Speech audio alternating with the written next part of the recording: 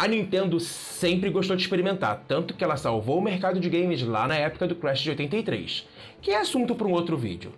Mas teve uma era da nossa querida Big N que ela foi um pouco mais diferentona, meio peculiar, diferente das outras, tentou coisas diferentes com as suas franquias. No episódio de hoje, a gente vai conversar com o Daniel Rensober sobre todas as grandes experiências que a Nintendo teve na era GameCube. Meu nome é Guilherme Castro e você está no Triplo N, onde você tem 3 vezes mais conteúdo e 3 vezes mais Nintendo. Roda a vinheta!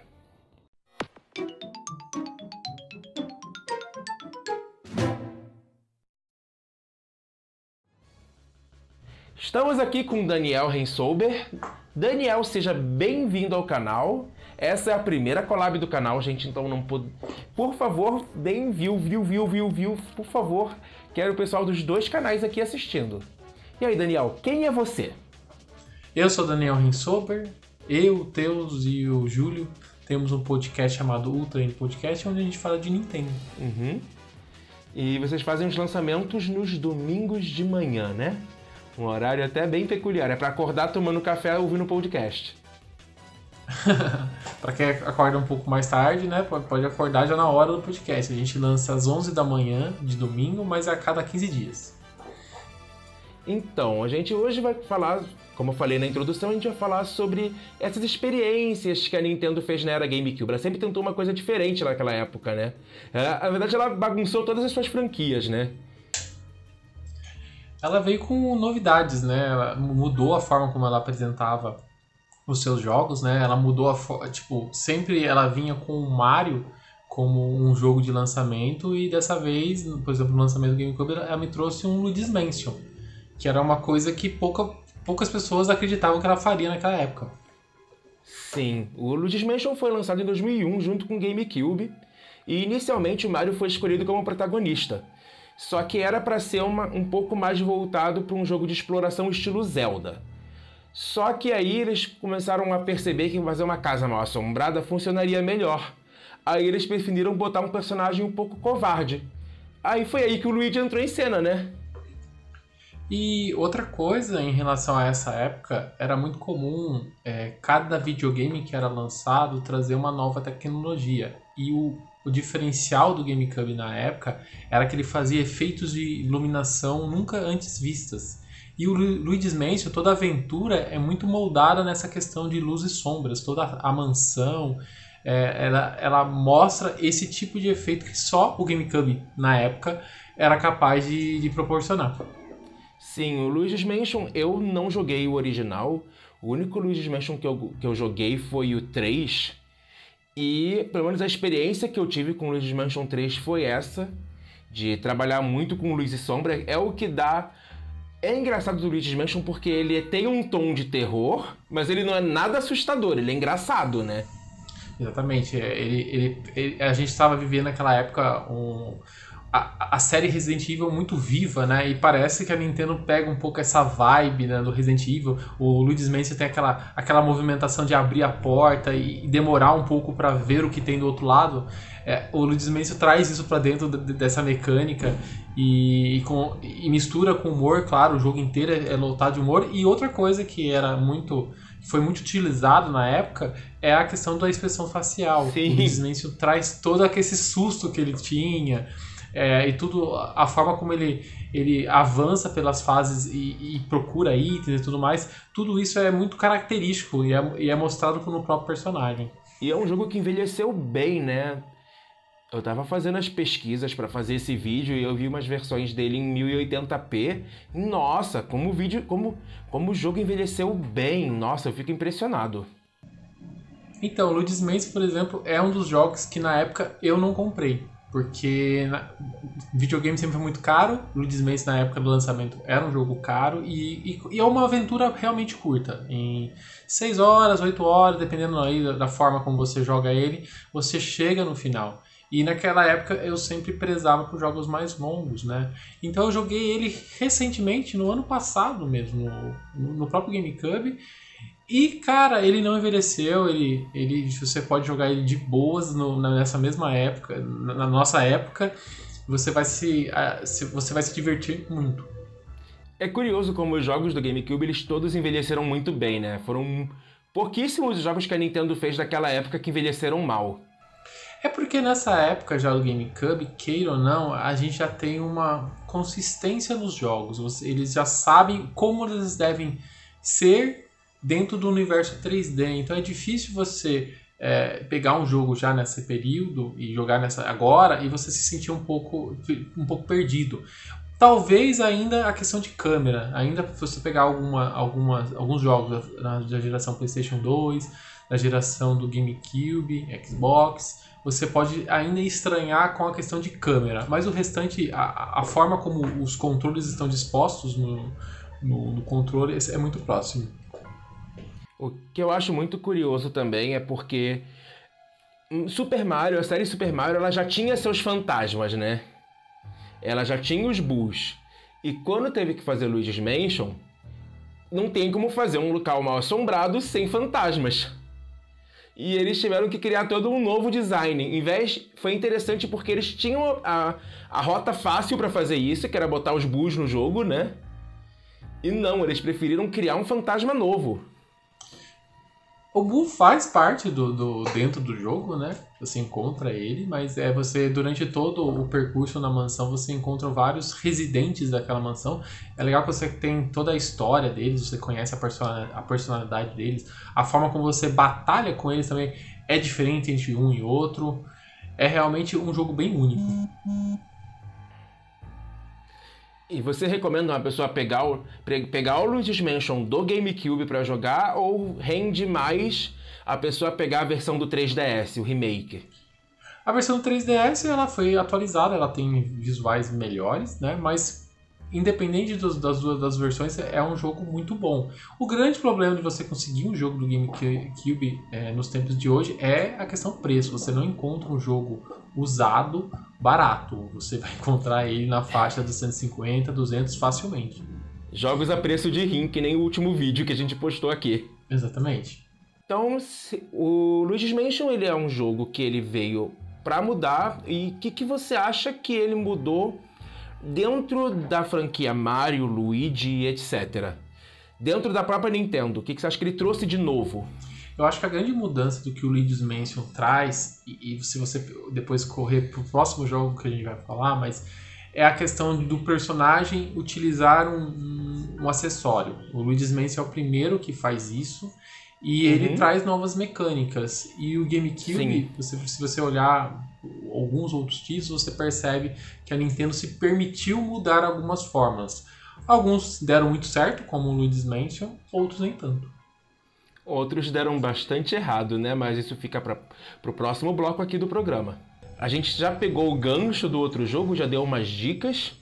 E o próximo jogo foi influenciado por Luigi's Mansion. Teve suas semelhanças. Com o Reino dos Cogumelos em Paz, Mario e seus amigos viajaram para Isle Delfino. E lá acabaram gerando o que talvez seja o jogo mais polêmico não só da série Mario, mas como de todo o GameCube. Estamos falando de Super Mario Sunshine. E aí, Daniel? O que você tem a dizer? O Mario Sunshine ele saiu depois do lançamento do GameCube, né? Ele apareceu numa E3, saltando pela primeira fase, né? Que a gente encontra. E foi bem impactante nessa época mostrar o Mario numa versão um pouco diferente, né? Utilizando um acessório. E quando o jogo chegou, as pessoas compararam muito ele a Mario 64. E eu acho que a maior bronca das pessoas nessa época é justamente por isso. E teve a bronca também de todo o hype que foi criado com Mario 128 que não aconteceu, né? Falar a verdade, assim, nessa época as pessoas não tinham tanto acesso ao tal Mario 128, né? As pessoas das revistas... A gente já tinha internet nessa época, a gente tinha que baixar os trailers nas conexões lentas, né? Eu lembro de ter feito isso nessa época. E ter visto os trailers, ter até mesmo visto essa questão do Mario 128, mas isso não era... As pessoas não entendiam que aquele trailer tinha virado isso. Dava para entender que o Mario Sunshine era um projeto próprio, ele tinha literalmente uma luz própria, né?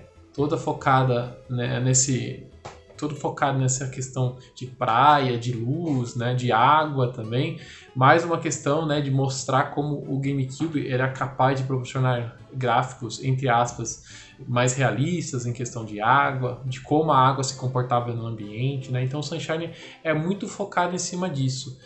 O grande problema da época é o seguinte, ele veio depois de um clássico inacreditável que foi o Mario 64, então a responsabilidade dele na época era extremamente pesada. E acho que ele não conseguiu atingir o patamar que os fãs esperavam. Ele não se tornou um clássico, né?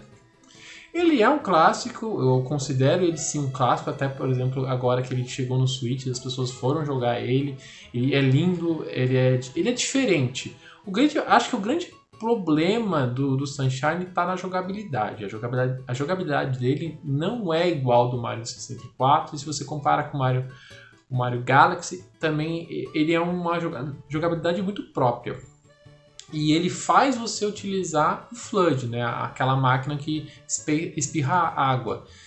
E ele força você a fazer isso, o que é um pouco chato, porque as plataformas são pequenas, você cai das plataformas muito facilmente, daí você tem que usar o FLUDD para tentar voltar. Normalmente você não consegue, então fica muito frustrante. Eu acho que essa é a palavra do Sunshine.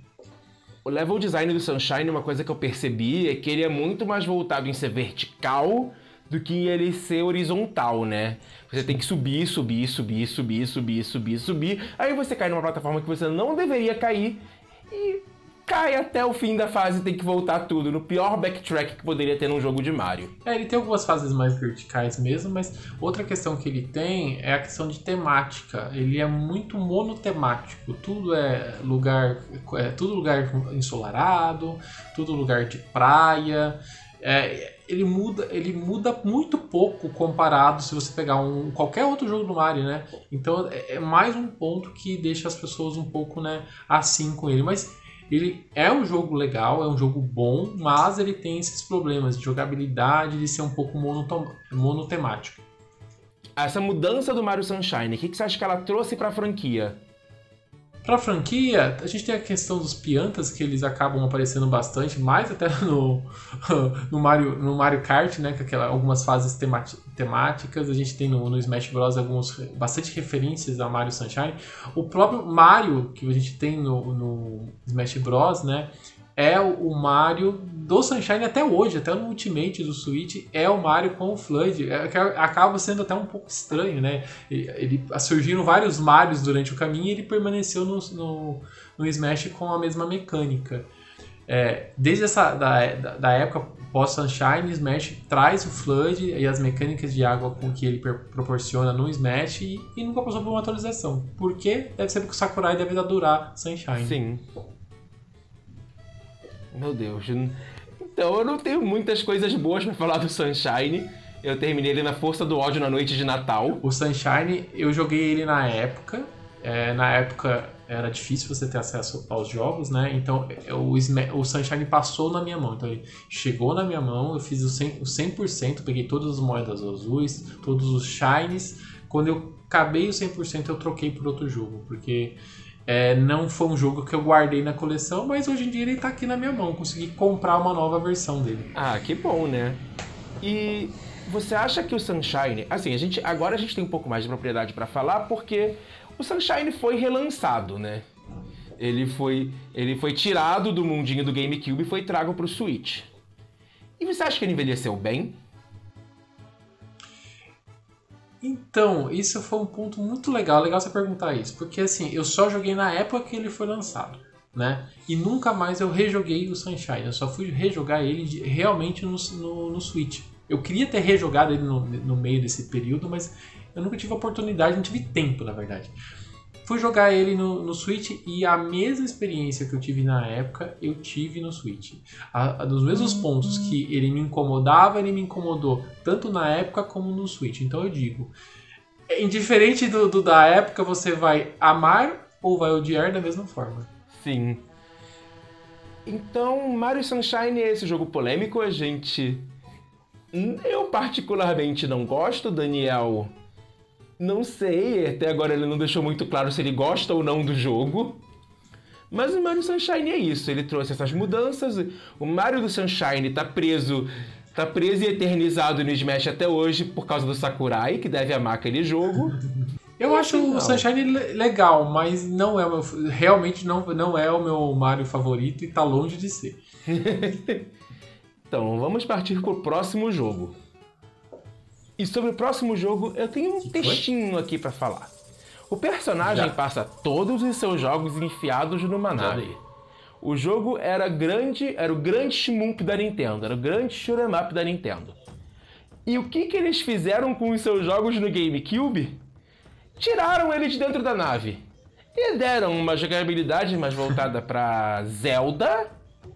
Então, Daniel já imagina de que jogo a gente tá falando, né? Já pode até mostrar, Daniel, o jogo. A gente tá falando exatamente dele, da nossa raposa favorita, Fox McCloud. Então, o que aconteceu? Por quê? Como que um shoot'em up virou um Zelda-like? Legal para quem acompanhou na época foi a transformação de Star Fox Adventures, né? Porque, na verdade, o Star Fox Adventure nasceu de um projeto da Rare pro Nintendo 64, que era o Dinosaur Planet, né? Não tinha nada a ver com Fox, não tinha nada a ver com naves, não tinha nada a ver com nada. Era uma aventura 3D, como a Rare sempre foi muito bem em fazer as suas aventuras 3D no 64, era uma aventura 3D com dinossauros, né? Não sei o que aconteceu na cabeça do Miyamoto, ele inventou que queria colocar o Star Fox, o Fox, né, dentro da estrutura do jogo, e a Rare aplicou os personagens e um pouco da estrutura de jogo dentro desse projeto. E esse projeto foi cancelado para o 64, né, e foi portado, né, foi levado, melhor dizendo, para o GameCube.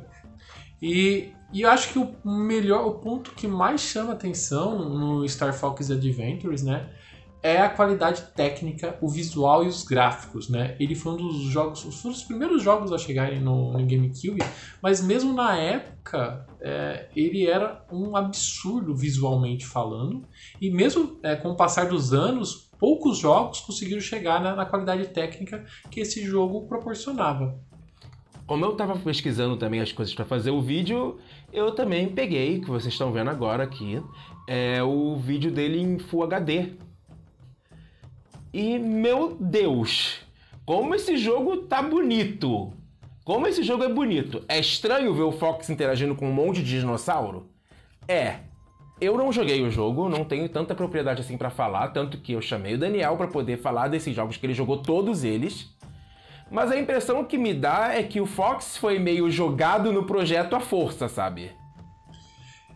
Quando você pega o jogo pra jogar, você percebe um pouco menos, ainda acha, você tem sempre um pouco dessa coisa estranha, ainda mais se você jogou os jogos antigos do Star Fox, se você vai jogar esse, claramente você vai ter um ponto de comparação, e é diferente, o jogo era um outro jogo e colocaram nos personagens, então você tem esse estranhamento. Se você liberar esse ponto e vai jogar o jogo, ele tem toda uma mecânica de Zelda dentro dele, misturado um pouco com aquela questão de coletar itens que os jogos da Rare da época, né, era bastante... que os jogos da época trazia, né, se você saiu coletando vários itens pelo mundo. Então ele mistura um pouco de cada coisa. Você também tem nave dentro do jogo, sim, mas são partes muito pontuais que acho que a equipe de desenvolvimento colocou lá mais para marcar presença do que outra coisa.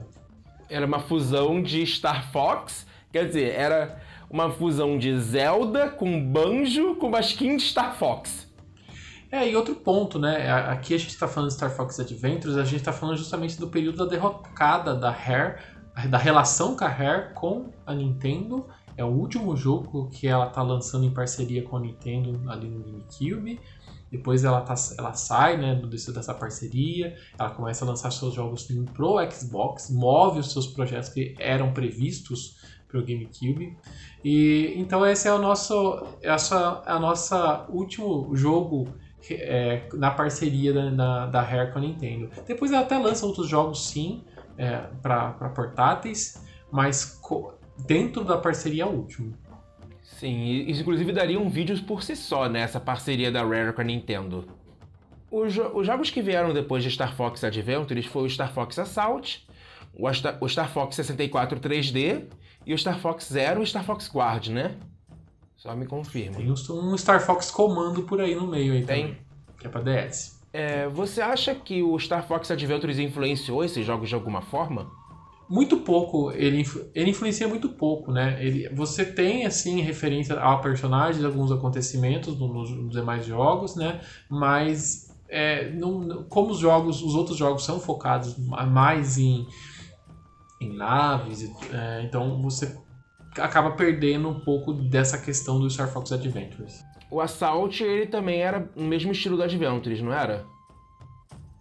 Na verdade, não. O mix de jogabilidade dele é bem mais balanceado. Você pega as naves, você utiliza mais as naves, você consegue descer das naves, mas isso faz parte da mecânica e não que o foco é você estar no chão, né? Você acaba jogando das duas formas.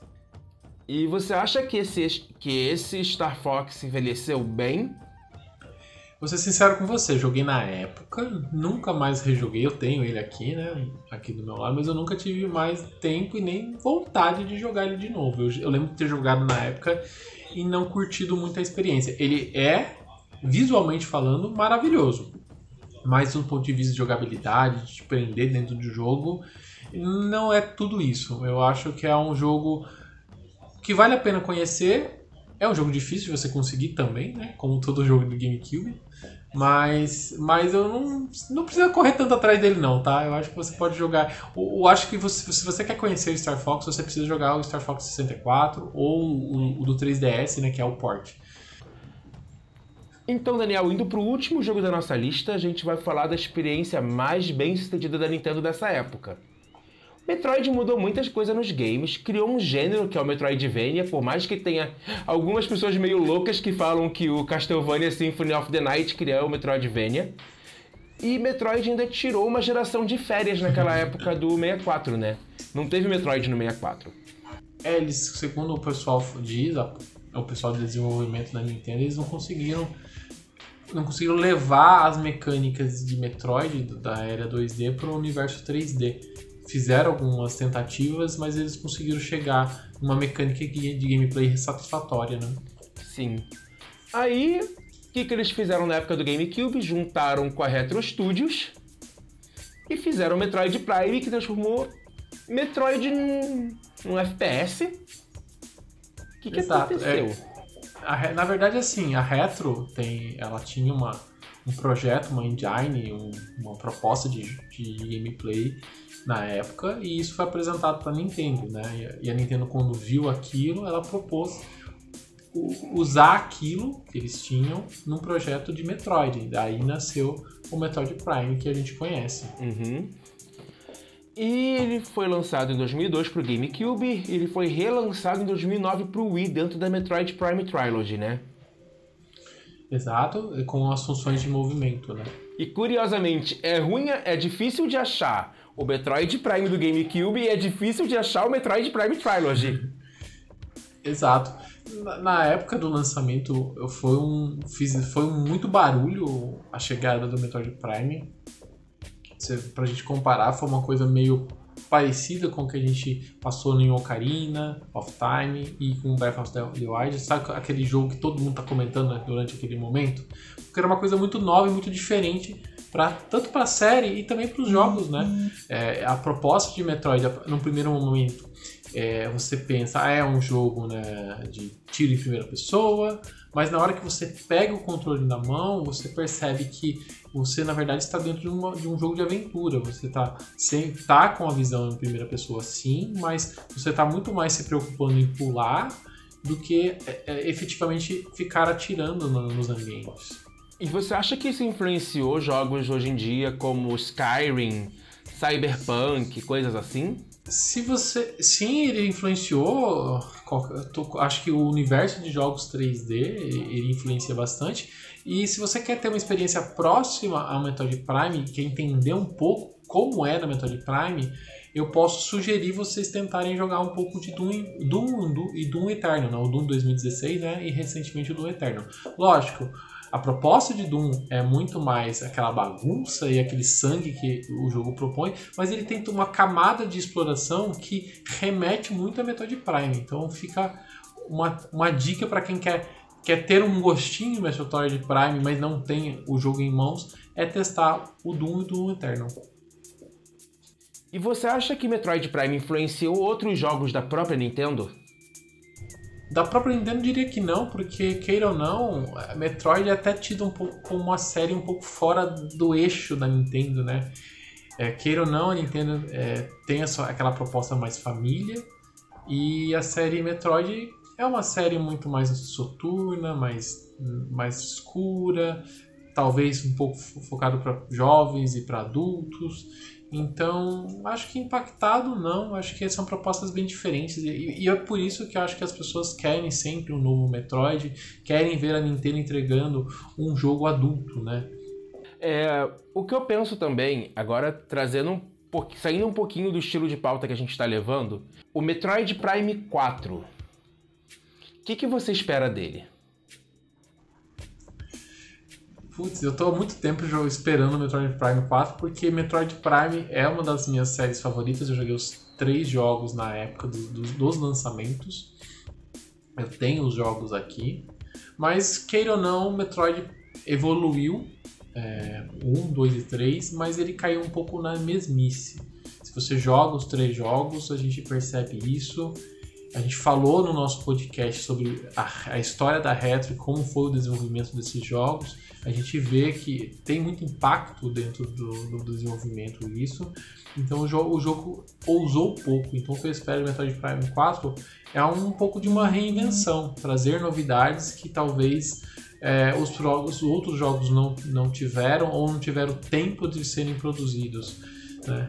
Então o que eu mais espero é uma quebra um pouco dos paradigmas da série. E você acha que vale a pena correr atrás do Metroid Prime Trilogy para poder... Aliás, são 2 perguntas, na verdade, que eu vou fazer. Você acha que vale a pena ir atrás do Metroid Prime Trilogy para poder se conhecer a série antes do Metroid Prime 4?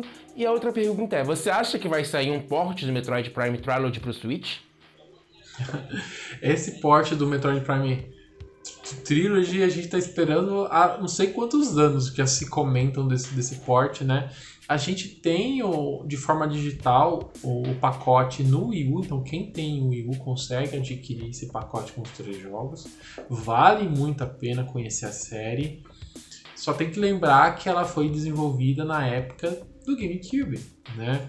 Então, as mecânicas você, por exemplo, não tem controle de mira com o analógico, uma coisa que é super padrão num jogo de ação nos dias de hoje você tem. Então, quando você pega, você vai achar um pouco estranho. Tudo você foca utilizando botões, que é muito diferente do que a gente tem hoje em dia. Então, isso pode quebrar um pouco, pode assustar um pouco você que nunca jogou. Mas é uma série maravilhosa, que evolui de formas diferentes entre os 3 jogos. Se for para começar a jogar, eu sempre falo para começar do primeiro, para você depois ir para os demais, né? Mas vale muito a pena correr atrás deles. E chegamos ao fim do nosso vídeo. Daniel, por favor, pede pro pessoal seguir o seu canal, fala onde encontrar o seu conteúdo e tudo mais. Vocês podem conhecer o nosso canal, o Ultra N Podcast, no YouTube. A gente faz nossos podcasts em versões de vídeo, ou vocês podem procurar os nossos podcasts em qualquer plataforma de podcast. É só procurar Ultra N Podcast. E além de seguir as coisas do Ultra N, tem também o Triplo N, o nosso canal aqui do YouTube que você já está aqui assistindo. Não se esqueça de seguir o canal, clicar no sininho, dar like no vídeo e comentar que outros jogos vocês acham experimentais na era GameCube e não só na era GameCube, que outros jogos vocês acham da Nintendo que influenciou outros jogos. É tudo isso por hoje. Meu nome é Guilherme Castro e você está no Triplo N. Fui!